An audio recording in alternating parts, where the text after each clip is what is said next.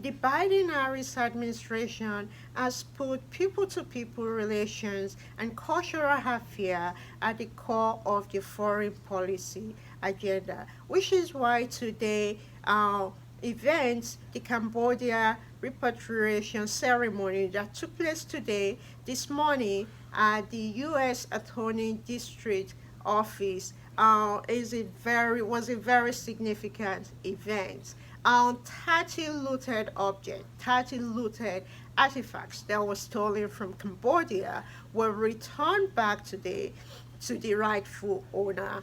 They were given to the ambassador of Cambodia. Some of those objects are right behind me over here, as you can see.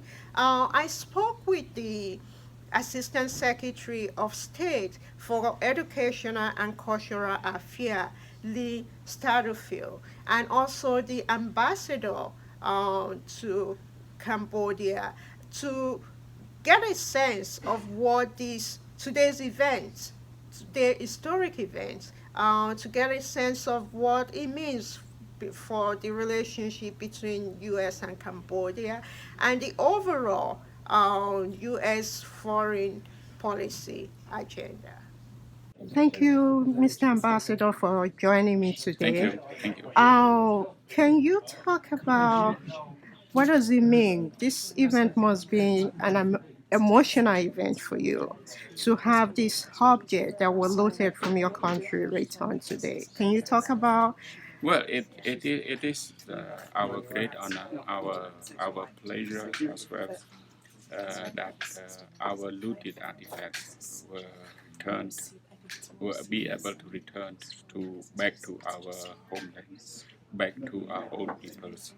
Like you feel like your lost identity, your lost souls has returned to you. So that's how Cambodian people are very happy.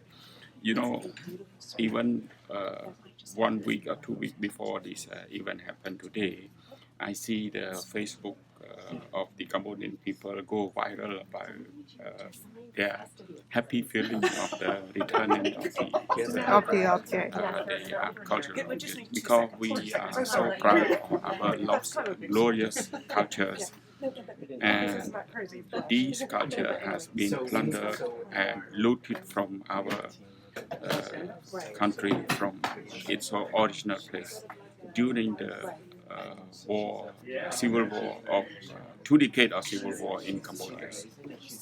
And it, the looted is not individual, but it's a network of traffickers that do the looting. Yeah. I can tell you that the scandal of peacock is the god of war of the Hinduism, because before the pre-Angkor period, Cambodia was believed in Hinduism. But then our last emperor, Jayavarman VII, during the 12th century, he converted the whole country back to Buddhism. But we still people still have mixed beliefs in both Hinduism and Buddhism. That is why you can see in every Buddhist temple in Cambodia, you can see Deva, which they call Yetep. Deva is a Durga of Hindu. She's the protector of the wife of Lord Shiva. And Cambodian has turned her into the protector of the temple. And these are Buddhist Lord Buddha during his meditation. One day during his meditation, it was raining hard, and then the flood, the rainwater go into the the place of the serpent king Naga. So he came out. When he came out, he saw Buddha was in deep meditation. So he feel that Buddha did not know that the rain was so hard. So he tried to curl himself around Buddha and then protect him from lightning and the rain. So that is why this is the moment that we believe that a very conflict that even the king of serpent put down his furious, habit to come and protect Lord Buddha who is deep in meditation. Talk about some of these objects that were returned to your country today. Yeah, actually now we have all the amazing objects, but here I just would like to show you a statue that next to me here. This is we call Buddhistic triad. It's Mahayana Buddhism. It is dedicated to Mahayana Buddhism. Here we have like Buddha statue in the middle, and Avalokiteshvara here, and this is Prajna Paramita. So Lokeshvara and Prajna Paramita are the Bodhisattva. They are always come together with the Buddha. But here you can see during that time, late 12th to early 13th century, King Jaya Varaman VII, he believed Mahayana Buddhism, Akhanya Buddhism, but now we believe Theravada Buddhism. So during that time, he created many Buddha statues, and also the statue of Avalokiteshvara and Prajna Paramita. We have one temple we call Taprum Temple. That temple built dedicated to his mother, but it's installed the statue of Prajna Paramita over there. So Prajna Paramita, she's the Bodhisattva of wisdom. But King Jayavarman VII also represent her as his mother. She's also the mother of Buddha.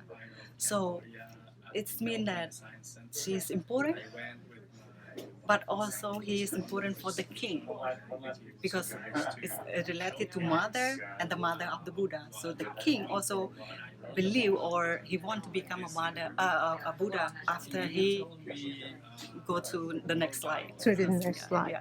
Yeah. There are various objects around you that were returned. Yeah.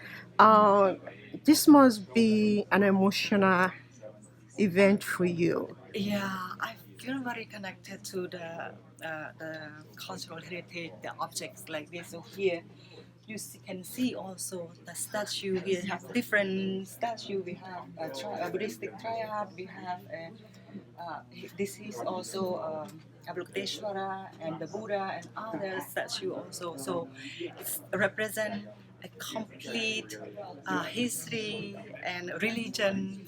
So it is very important to see it, to get it back to the country. And I believe not only me, but the people of Cambodia are looking forward to have and to welcome their God, their ancestors back to the country. What has it been like since these objects have been missing? Oh, like in Cambodia, we have very strong religion. And before Hinduism, we have animism, and then we have Hinduism, we have Mahayana Buddhism, and then now we have Theravada Buddhism. Even now, we believe Theravada Buddhism, but all the religions are still living in our life. So even the God, like the God in Hinduism, also that we still worship them as an ancestor or as a god, like because the root of animism is still there. So we don't care is it the statue of Shiva, Hindu god, or a statue of like Buddha in Mahayana Buddhism. It's not their ancestor. So it's important for us. So when we go to the temple now, it's empty. So people like they disconnect between the temple, the god, and themselves because those gods were made to be in the temple to be worshipped. If you see the inscription, we call like in Cambodia we have 1,000 inscriptions that describes about history, about administration, but also the offering, also the religion. So over there you can see that maybe the god, maybe the king or some official, they made a very big ceremony and offer so many things to the god. So and then they praise that god daily. They have many people to take care, to bath, to dress, to lighting the light surrounding the god. So you can see the living god there. But now you go to the temple and just see the empty space, and you lost the god, and maybe you can see some fragment over there, and you see the looting, like you see the hole, and then you feel like, oh God, we just lost so many things. So many of your heritage Yeah. were taken away Yeah, from you. yeah. Like even also now we have the museum in Cambodia, and then some of the statues are in the museum, and you can see that local people went to see the museum with respect. They remove their shoe, they remove their hat, and then walk barefoot, and then pray to the statue, like touch the statue, because like, and then we asked the museum people, we said like, oh, why you touch the statue? You should not touch the statue. It's conservation issue, right? Issue. But I said that no, this meant for worship. Why you stop me of touching or praying the statue? So here we can see that they are still worshipping. They are still loving. They are still living. They're still living. Yeah. Speaking of living, when you were talking about this, you talk about the mother. Talk to me about the role of women in Cambodia, in the cultural, in the formation and retaining the cultural heritage. What is the role of women in Cambodia, in the cultural? Because, as we know, women are key play a key role in any society. Yeah. So talk to me about you, a woman, your role, and other women's role in the cultural heritage. Yeah, maybe I think first I should introduce a little bit about the past, because in the past we have many, not many, but some queen, Mhm. like queen that have a very important that did a very important role in the society. We have Queen Raja Devi, we have Queen Indra Devi. That those queen are like helping her husband to The do king. the king to do so many things. For example, Rajendra Devi led 12 to early 13th century. She is from the inscription we know that she is a great professor, and she allowed many people to come to the temple, and she taught them Okay. with another teacher, with guru. Okay. And we know that she is the most important queen that knows Sanskrit language. Okay. Yeah, so Wow. like yeah, and even Indian people that they come and then they amazed with Sanskrit in Cambodia. They said it's impossible. Like, but we know that Queen Indra Devi is the biggest people that teaching this with the guru. Well, what about the current society? Talk about that. Well, Yeah. what role do women? Like in the current society of Cambodia now, we have many women that working in a different institution, and they are play a very important role, because the society, the government allow them to have like full right, full participation in a different activity. So for example, like here in the Ministry of Culture and Fine Art, we have minister that is a woman, and she encourages us to do so many things also, like me and some other member in the team, like we have like most of them are women. Oh, great. Maybe like when we go to the site we have only one or two men only. Oh. And like we usually easy going with the Luther in, like for example, in case of interview, Uh-huh. they trust us a lot. Okay. Maybe because we are a little bit soft compared to the men. I don't know. Oh, I don't think women are soft. No, I mean soft of yeah, talking, like going okay, along. yeah, In this okay, way. Yeah. okay. We are strong. Yeah, women are very strong. So, youths play a major role in every society. They are the next generation that you pass on your heritage to. Um, what would you like to tell people that don't know much about your culture, that don't know much about the heritage? What would you like to tell, not just Americans, Yeah. people around the world? What would you like them to know? Yeah. As a woman who are now working for the Ministry of Culture and Fine Art, to meet the Luther, to meet the people outside, I would like to tell you that Cambodia have very long history for you to know. Like we have a great past.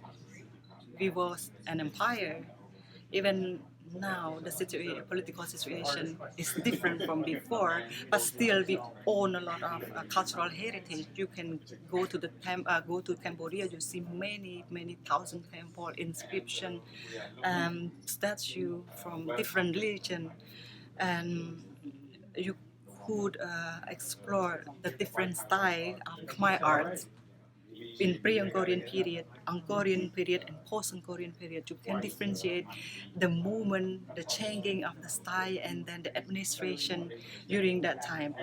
And yeah, you might need to spend a lot of time to see the temple, to understand the culture, to understand the arts of Cambodia, and I think you will want to come back again and again. And again and again. Thank you so much for talking to me. Thank you. Thank you so much. So, can you talk to me about the significance of the event today, and how does that play into the overall relationship with Cambodia? Thank you. So, first of all, thank you for your question. President Biden and Secretary Blinken have put people-to-people diplomacy at the forefront of their U.S. foreign policy objectives and goals. And protecting and preserving cultural heritage is an important part of that. And Secretary Blinken was just in Cambodia just last week, and he was able to share with the people of Cambodia the fact that we were able to return these important objects back to the country and show how we value the role that these objects play in cultural heritage in their country. They tell the story of the people of Cambodia, and we respect and honor the role that that plays.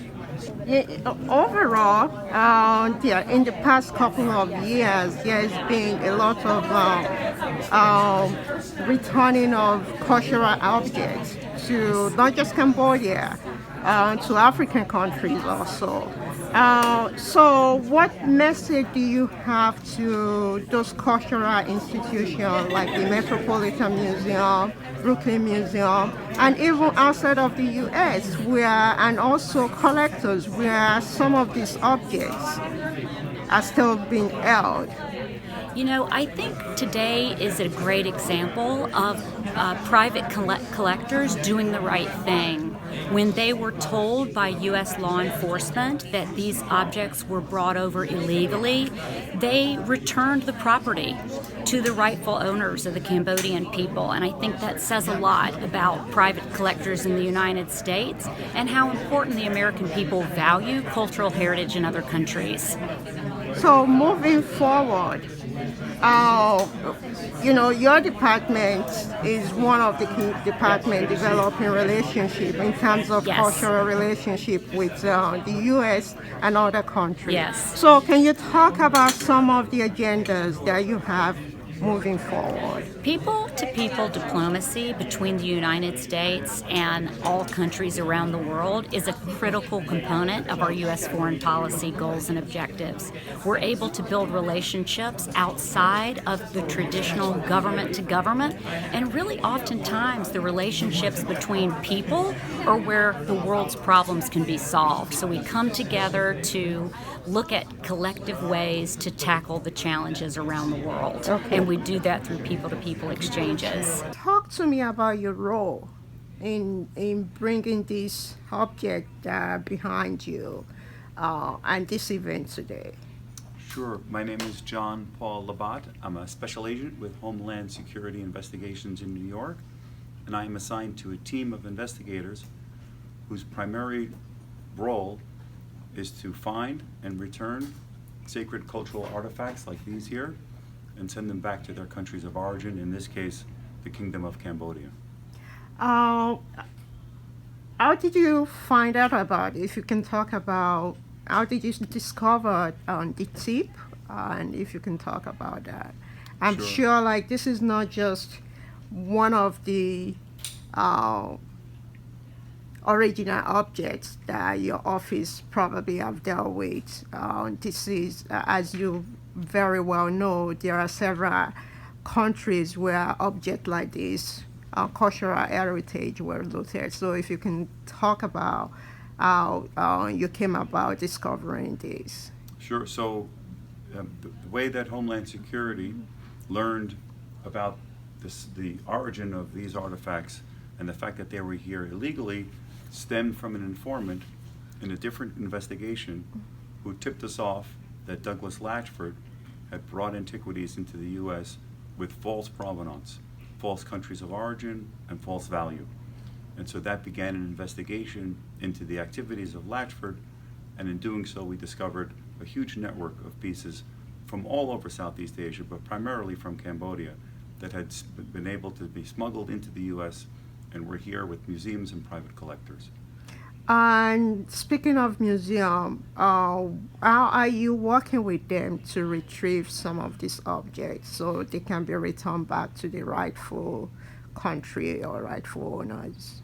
Yes, 4 of the artifacts that we're returning today are from the Denver Art Museum. And we contacted them and showed the evidence to the museum, and they were very cooperative.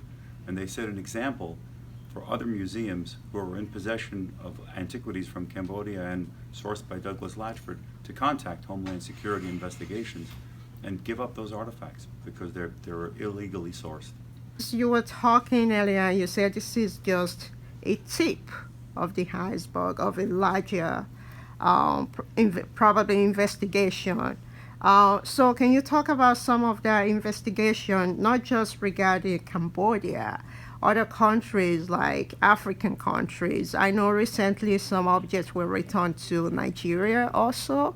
So if you can just talk about how you're working with countries also, with museum and with countries to make sure these objects again were returned back to them. Sure. While we're celebrating today's return of these artifacts to Cambodia, Cambodia is not the only nation that we have returned artifacts to and that we are recovering artifacts from. I would say almost every nation has had their history pillaged, and New York is one of the biggest markets for antiquities, for ancient antiquities, and for illegal antiquities. And so that's why in New York we have a dedicated team of 6 agents working for Homeland Security investigations, because New Yorkers it's the biggest market here. And I cannot tell you which country is the #1 country, but we treat every country the same.